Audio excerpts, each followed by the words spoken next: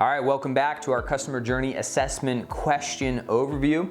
So the next question says, is your brand purchasing keywords from Google or Bing or any other sources that do not contain your brand name or your product names? Okay, so what does this question mean?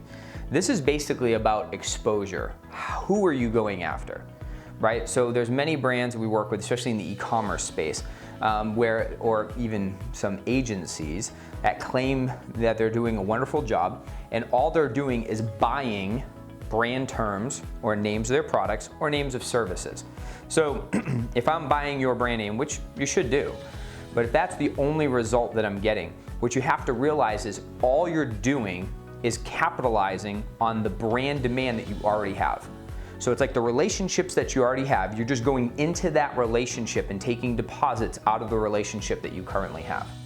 But if you're not purchasing brands that do, or if you're not purchasing terms and search engines and different things that do not contain this, then what you're not doing is you're not exposing yourself to people who don't know about you.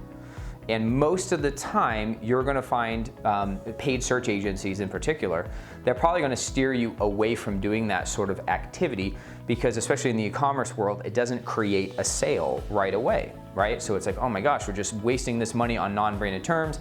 I don't look like I'm getting any conversions. The data doesn't look right. We shouldn't go down that road. If that's how you feel about that activity, stop for a second, think about this. Of course, people who do not know your brand, do not know your product, do not know your service are probably not going to be converting right away. But the essence of this is not to get the conversion. On our last video, we talked about, are you giving away valuable assets, resources in exchange for email address, phone number, or other contact information? This has a huge play when you have that in play. This makes sense when that is in place because this is a huge mistake. And again, it happens a lot in the e-commerce world, but it happens in B2B, all over the place. Is you might have said, oh, well, I'm gonna buy some terms for this non-branded term, right? So let's say that I sell running shoes, right? I'm gonna buy running shoes or things of this nature. And then you waste a ton of money, nobody buys anything from you. Well, of course they're not. Because what you have to think about in this idea of the customer journey is the intent of the individual. What is the intent of someone searching for a non-branded term or not a very specific product? What is it? It's information.